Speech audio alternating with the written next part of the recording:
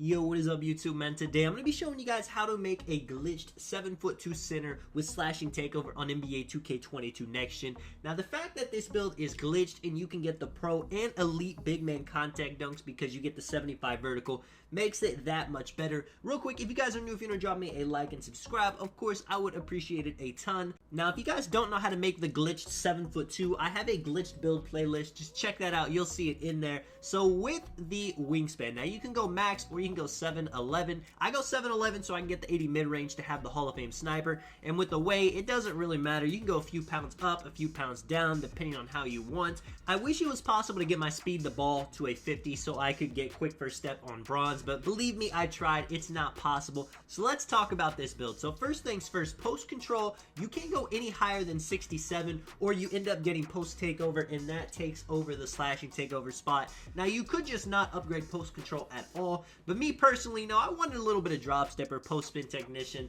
You know, if I have a small guard on me, I want to be able to back them down fairly easy. Now you're not going to be able to back down 7'3" centers with 99 strength with only 67 post control, but you know, you'll still be able to manage. You see, you got the 99 close shot, the 90 standing dunk for the elite big man contact dunks. Now you could reverse that, you could go 99 on the standing dunk, but me personally, I think rise up and posterizer are a bit of overrated badges, and I wanted that hook specialist Hall of Fame. But like I said, it's your build. If you want to switch that around, you definitely can get standing dunk to 99 instead. You could lower close shot. With the shooting, we got the max mid-range, max 3-point. You guys already know we want to hit the shots we get to take. When it comes to the playmaking category, you definitely want ball handle and speed with ball max. You could put pass accuracy down to a 70, say you wanted to put the rest of the attributes on standing dunk, but I personally like having 85. I like having that break starter Hall of Fame with the bullet passer gold, and like I was talking about, you do get unpluckable on bronze because you got the 50 ball handle. I really want that quick first step, but if you guys find a way to make it possible, let me know. But believe me, I've been in the lab trying.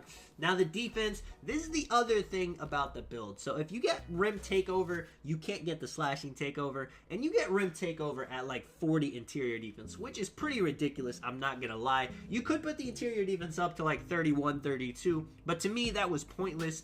Now I will say, having no interior defense on a 7'2" center sounds terrible, and it's not something that I would usually go for, but let's be honest, we know how defense is in NBA 2K22. You don't really need interior defense. If you're 7'2", we got the 98 block, Hall of Fame rim protector, Hall of Fame intimidator. You are able to get away without it. Now should that be the case? Absolutely not, but it's how the game is. Another thing too, when making this build, if I went 73 offensive rebound instead of 72, I ended up losing the slashing takeover. I didn't gain anything, I just lost the ability to get slashing takeover. So keep that in mind when you're making the build. It might be possible to have higher offensive rebounding, but you're gonna have to play around with the stats and figure it out, and I could not figure anything out.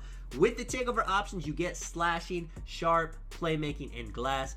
4 very good takeovers. Now, easy blow-bys and finishing moves are definitely going to be great for this build. You got to remember that slashing takeover boosts more attributes than any other takeover in the game. You're getting your driving layup, driving dunk, your close shot, everything, some stats you're not even expecting. I mean, you're going to be having a higher speed with ball, a higher ball control. Is that going to be the most important thing on a 7'2" center? No, but it is going to be fun, that is for sure. And easy blow-bys, imagine a center is trying to body you up and you just throw them out of the way, go to the paint, get a dunk. They're not going to be happy about that. If you want to use this build in a comp situation, you could definitely run slashing takeover as a secondary or even a primary with sharp, playmaking, or glass. You see, you get the name post facilitator, getting compared to people like Kristaps and Nikola Jokic. Again, looking at the build one more time, the only thing it is lacking is the interior defense. I promise you guys though, I have tested it, you can play interior defense without it. Offensive rebound I would like higher, but you still get the rebound chaser on gold. With the finishing badges,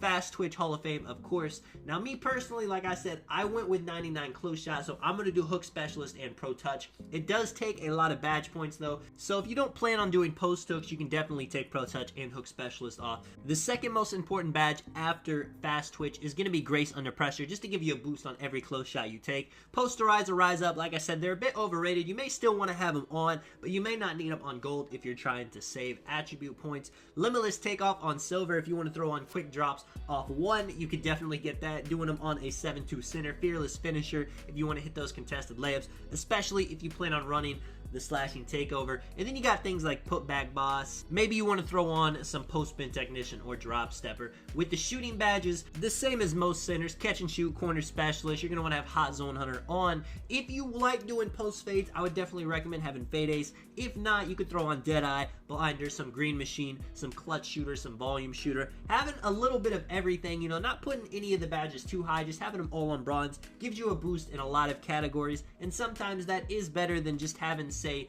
volume shooter on gold. When it comes to the playmaking, super simple. You're going to want break starter, Hall of Fame. You're going to want bullet passer. After that, having glue hands on bronze and unpluckable on bronze will help you out in those situations where you're trying to catch the balls on the fast break and you're not trying to get plucked every 10 seconds as soon as a lock sees that you have the ball in your hand. Dimer, post playmaker, needle threader, you can throw those on to help your teammates out. And then with the defensive badges, you only get 24. Now, if you want to add badges, defense is definitely a great category to do it because you can never have too many defensive badges. Rebound chaser, some hustle, some box, intimidator, rim protector, pogo stick helps out a ton on gold. You even get pick dodger on bronze on this build, which can be pretty, you know, it's pretty wild to think about. You never want to guard ball with this build. Let me know what you guys think of it though, man. This is Sonic. I will catch you guys in the next one. I'm out. Peace.